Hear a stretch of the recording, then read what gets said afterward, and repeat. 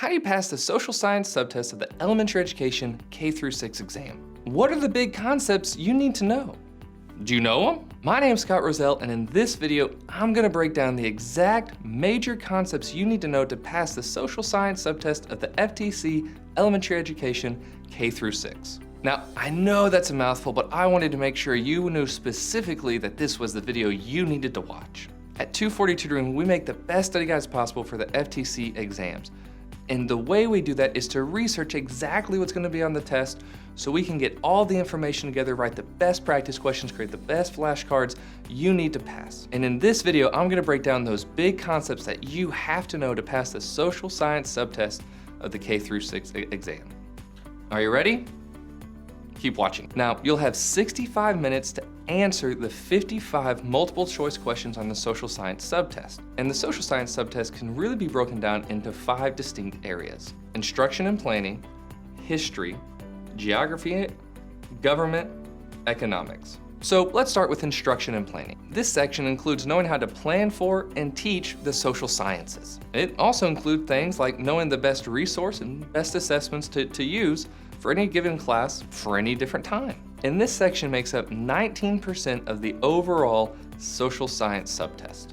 Now, in this section, there are 3 big concepts you have to know: selection of resources, instructional practices, learning environments. Now, the first big concept to know is how to select good resources for instruction and planning. There's a lot of information out there, so it's really up to you to be able to discern the difference between quality information and bad information. So make sure you know where to find good resources, good lesson plans, things like fellow teachers, the school district, the school, the textbook publisher. Those are all great places to start. Then there's instructional practices. These are really the best practices of teaching instruction. You should be learning these in your certification program, or however you're learning how to be a teacher, they should be communicating these best practices of instruction. And the last big concept to know is what learning environments are appropriate for social science instruction. Now, this means a lot of things, like thinking about specific design of the classroom. How will students interact with their physical environment in the classroom?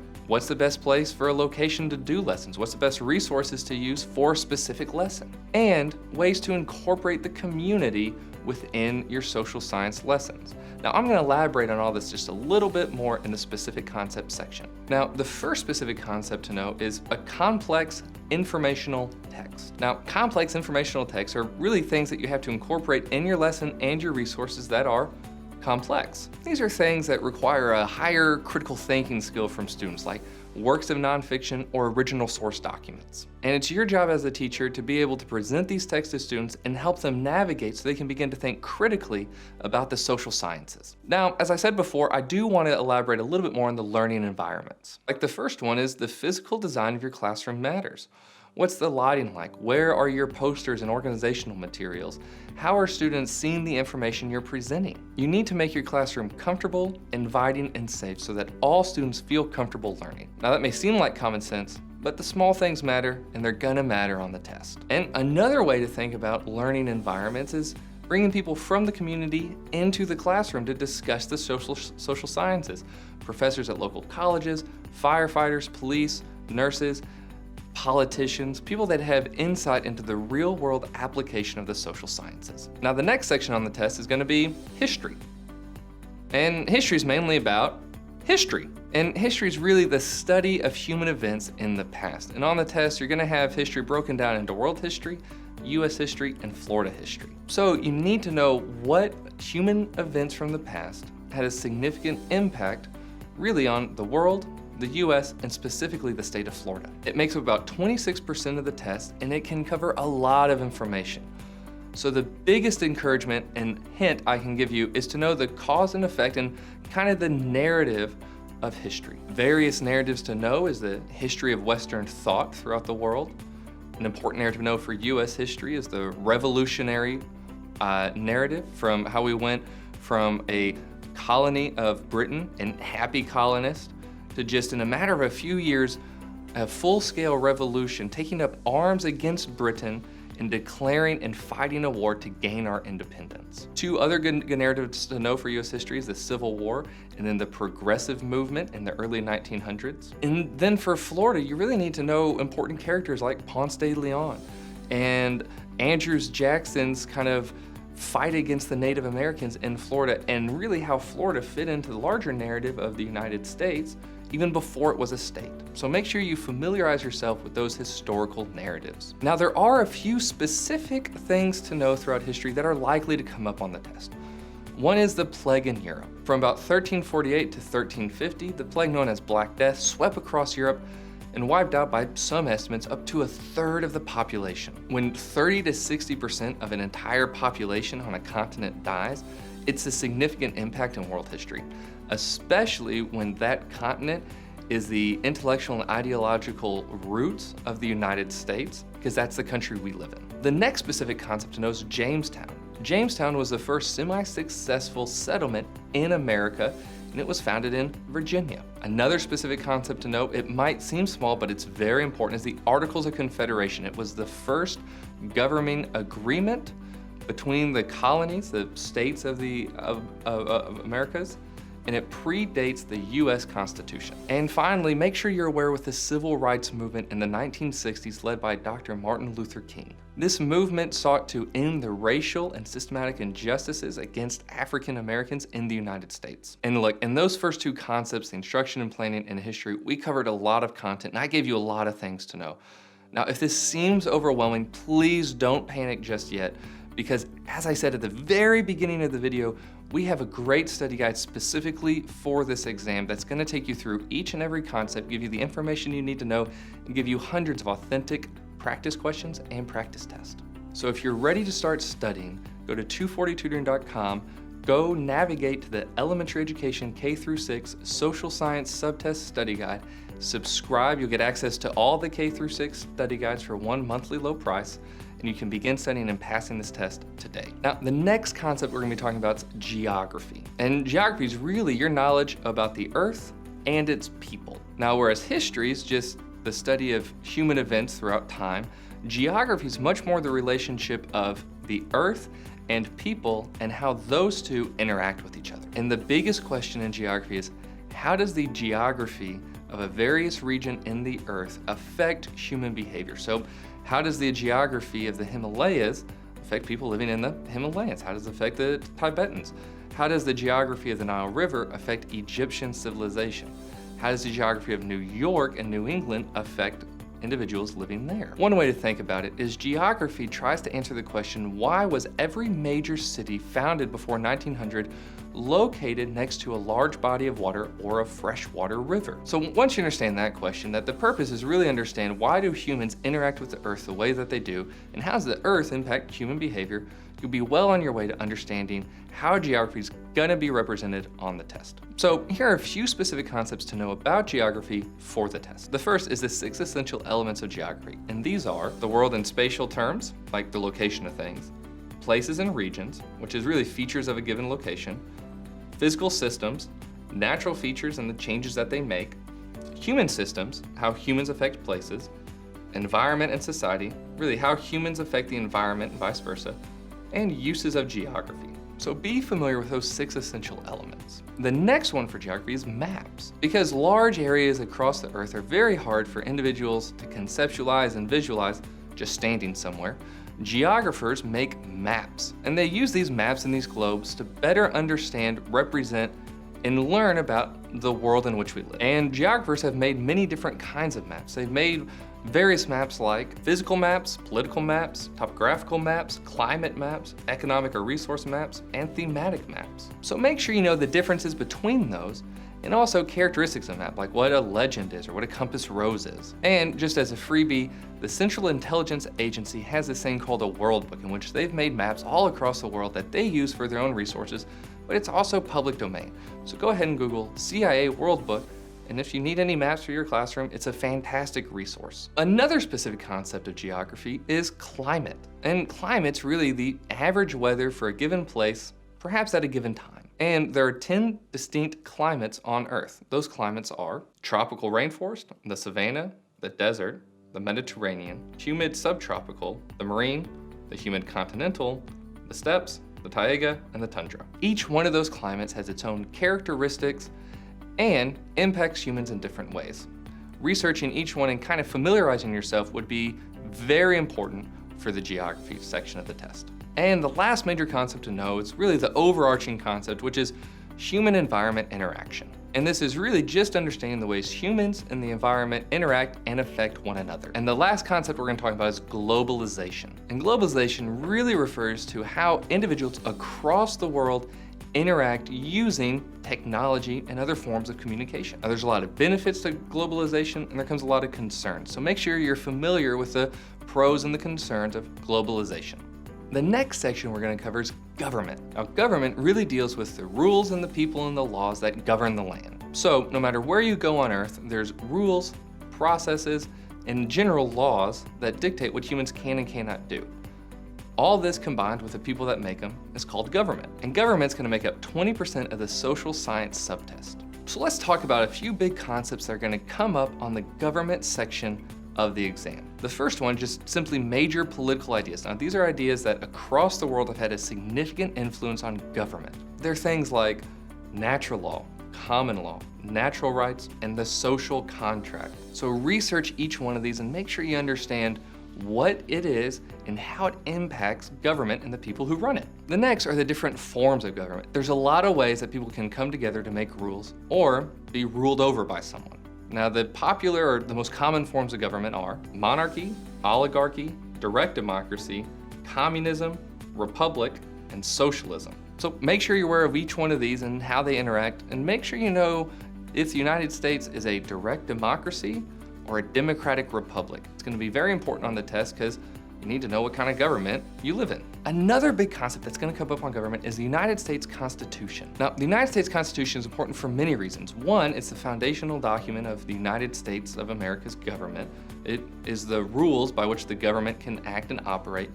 But also, it laid a foundation for constitutional democracies across the world. The US Constitution was the leading influence in how other democracies across the world set up their governments. In the last 200 years, it's almost impossible to understate the importance of the United States Constitution. Another aspect that's going to come up on the government section of the test are the three branches of government in the United States. And really, these three branches of government exist throughout the world. It's the judicial, the legislative, and the executive. Now, the judicial judges if citizens are following the laws or not. The highest judicial court in our land is the Supreme Court. The legislative makes and writes the laws. This would be typically Congress or a state legislature. And the executive does their best to enforce the laws. This would be the president of the United States, or at the state level, a governor. So you need to know how the branches work and how the checks and balances and the powers of each branch interact with each other so that no one branch becomes too powerful. And finally, you're going to need to know notable Supreme Court cases. These are Supreme Court cases that had a significant impact on life throughout America. Now, these cases are going to be Marbury v. Madison, 1801, Dred Scott v. Sanford, 1857, Plessy v. Ferguson, 1896, Brown v. Board of Education of Topeka, Kansas, 1954, Miranda v. Arizona in 1966, Roe v. Wade in 1973, United States v. Nixon, 1974, and Citizens United v. the FEC in 2010. Now, that's not a comprehensive list by far, but that's going to be a great start in letting you understand which Supreme Court cases are notable and why. Now, the last section we're going to talk about is economics. Economics is really studying human behavior, specifically in how they produce, consume, and distribute goods and services. So economics is, why do people buy what they buy and why do they sell what they sell? Economics will make up about 17% of the test, and the great thing about economics is you can be pretty certain what concepts are going to be asked on the test. Now, the negative thing is you have to know these concepts or you're not going to get the questions right. So pay specific attention because this could be the make or break questions, because it's almost guaranteed these concepts will be on the test. The first concept is scarcity. Scarcity really defines the basic problem that humans have more wants and desires than they really can fulfill. There's not enough resources to fulfill all of our wants and desires. And even if there were all the resources in the world, we'd still be limited by time, so we'd have to make decisions. So scarcity just acknowledges the reality that in the world, humans have more wants and desires than they have available resources, and how they interact with this reality. It's very important because scarcity drives almost every economic decision. The second concept that you're gonna need to know is opportunity cost. Now, opportunity cost is really the cost of the next best foregone opportunity. So because all resources are scarce and we have time, we have to make a decision to do A, B, or C, or however many opportunities you have. Opportunity cost is just looking at the cost of doing A is not doing B or C. The cost of doing B is not doing A or C. So it really looks at the cost and what available opportunities or resources are being foregone to pursue the opportunity chosen.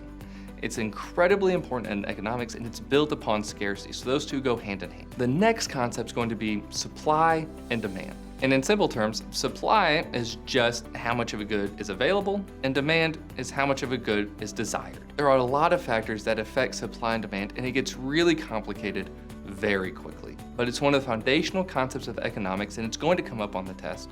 So here's a few things to get you studying about supply and demand. Make sure you know these concepts: the law of demand, the law of supply, economies of scale, equilibrium, disequilibrium, surplus, deficit, and elasticity. And finally, for the FTCE social science exam, make sure you're familiar with world currencies, and world currencies that are fixed and world currencies that are floating. Those are two very important terms, and you need to know the difference between the two. See, every country typically has its own currency or uses the currency of a combined group of countries, and how those currencies interact really affects how citizens are able to engage in a global economy. So understand world currencies, fixed and floating. Now, if this information seems like a lot, it's because it is.